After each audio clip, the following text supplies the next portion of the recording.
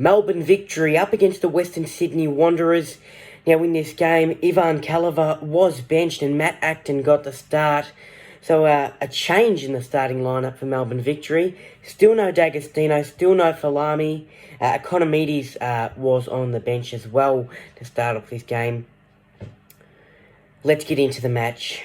In the first half, Melbourne Victory were all over the Wanderers. Melbourne Victory had so many opportunities, had so many chances to score, and they couldn't get the ball in the back of the net.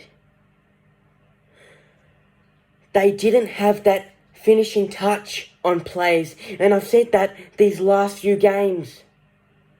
It was frustrating to come oh so close every time.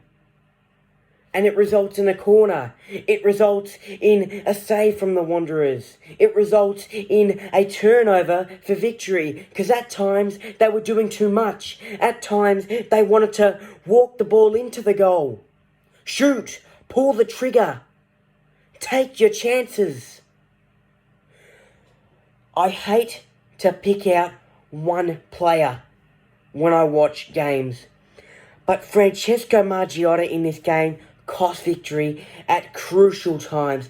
At the most opportunistic times when Victory could score, Margiotta either did too much or Margiotta couldn't score.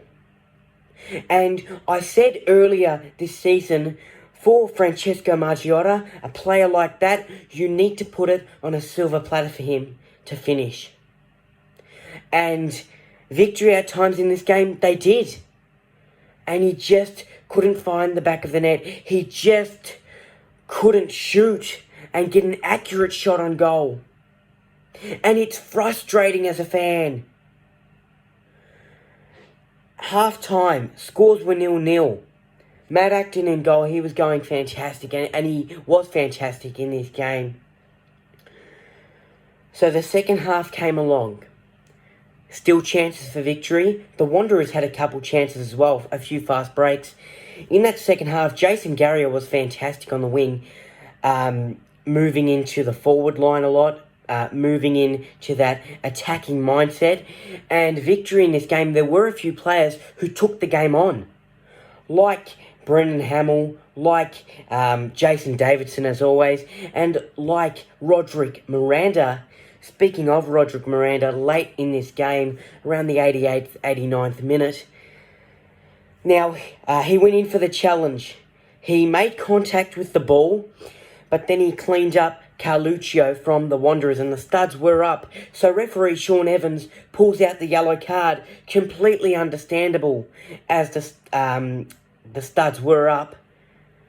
But my thing is, he made contact with the ball first. He clearly had intent to clear that ball as a defender. And Sean Evans saw the follow-through, as we all did. The studs up, cleaned Carluccio right off the deck. And Sean Evans has gone to the VAR, which Victory never get. Sean Evans has turned that into a red card. And it's frustrating as a Victory fan. It's disappointing that Miranda went off. I can understand maybe why it was a red card, but gee, it was a pain in the backside, that's for sure. That's the last thing Victory needed.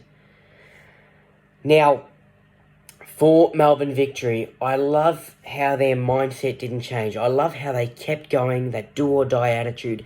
They kept going forward despite down to 10 men. Fast break for Victory between Leighton Brooks and Chris Economides. Chris took the shot and got Victory a corner, which is great. Fast play from Melbourne Victory. Davidson, quick 1-2. Davidson takes the game on, brings it into the box and pulls the trigger, smashes it into the roof of the net, and Victory caught the Wanderers off guard.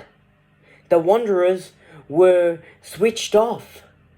They were unaware of what was happening, and they needed to scramble back. Margush was caught off guard as well. It was a great quick break. It was smart by Melbourne Victory. Well done to Jason Davidson. He's been a star all season. I've mentioned that multiple times, and he continues to be the X factor for this team. Then, in additional time, in the dying stages of the match, it couldn't have gone worse for Victory. And I laugh because it is an absolute joke. Brendan Hamill has a Melbourne Victory player, one of his own players, beside him. He decides to walk into the ball and handball it. I think it was accidental, but it was unnecessary. Use your foot, smash the ball out of there. Or use your foot and control the ball. Straight away, it's a penalty. Steven Ugarkovic nails the pen. Tied up 1-1. And that was the game. It ends in a draw. Melbourne Victory's 4th draw in a row. They can't get 3 points. They can't score. They can't close teams out. And it's frustrating as fans. It's disappointing. And as I mentioned earlier, it's starting to become an absolute joke. Because if you think you can secure your spot in the top 6 and make finals, and you're putting up performances like this, you can think again. I am absolutely fuming, and it's got to change. So, we've fixed up the goalkeeper situation. Matt Acton, he was great this game. Popovic, your next assignment, fix up the forward line. Get a player in there who can score. And I know D'Agostino and Falami are out, who are our usual goal scorers. But we shouldn't rely on 1 or 2 players, because every player on the Melbourne Victory roster should know how to put away a goal. And also should know how to close teams out strongly. Melbourne Victory's next game is on the 2nd of April. Away from home, it's the original rivalry up against Adelaide United. There's always drama in that game, so let's hope Victory can get the 3 points. Go Victory! Alright guys, if you like that recap and you want to see more of my content, remember to hit that thumbs up, like, comment, and hit that red button down there that says subscribe. Much appreciated, much appreciated. For more content, follow me on my Facebook page and also my Instagram page.